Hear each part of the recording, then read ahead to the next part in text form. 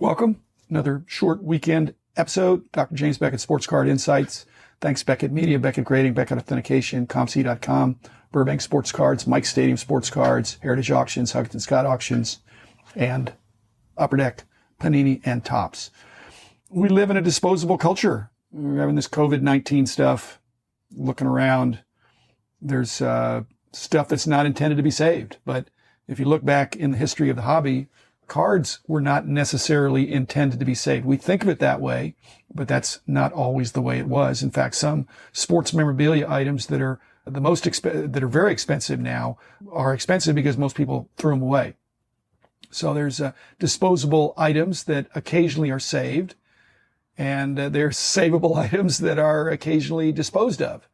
But our culture has a predisposition toward, now I think more toward disposable, and instead of having a CD or a DVD, there's streaming. So there's no physical product or a very cheap physical product.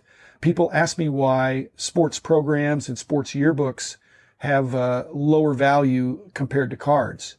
And that's, in some sense, I think that when people went somewhere and got a program or a yearbook for their favorite team or at the game, they brought it home and they saved it. If everybody saves it, it's not going to be as valuable.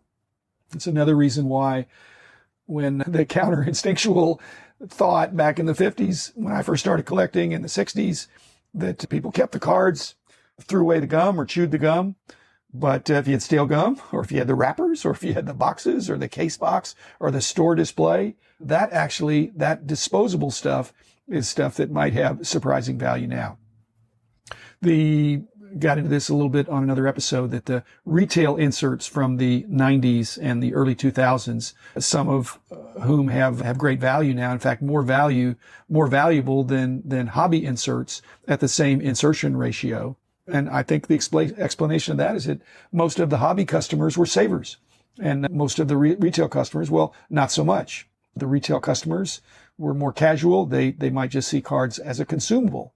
And before you throw stones, just again, I'm of the age that in my neighborhood, when I was growing up, there were, I would say, more than half of the kids that collected would give away their cards at the end of the year or when the New Year's cards came out, because there was not a perception that there was value in last year's cards. Again, sounds crazy now, but that was more common than not in those days. I thought about this in the context of, I work out with Joey every Monday afternoon. Generally, it's Monday afternoon, once a week now. I used to do more, but once a week. He's a terrific trainer. But I got to wear gloves now. And I just wear these disposable gloves, and I wore them, and, so I don't get anything on my hands. And then I wash my hands before and after. I do all the right stuff.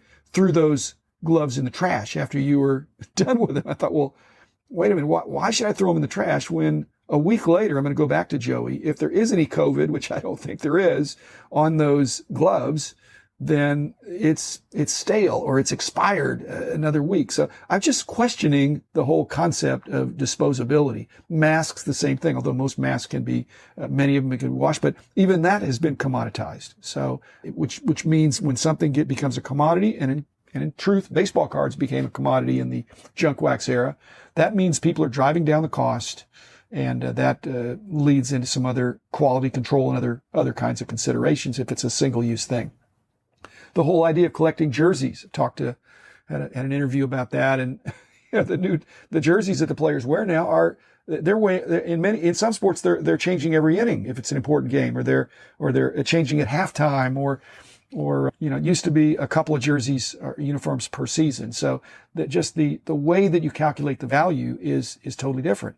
There's junk wax. Well, if you've been following closely in the industry, junk wax is no longer junk if it's still in the wax. If they're junk commons, they are truly still junk. But junk wax, where you could open up, you don't know what you're going to get, and you might get something that could get a superlative at 9.5 or 10 grade on a star card or a rookie.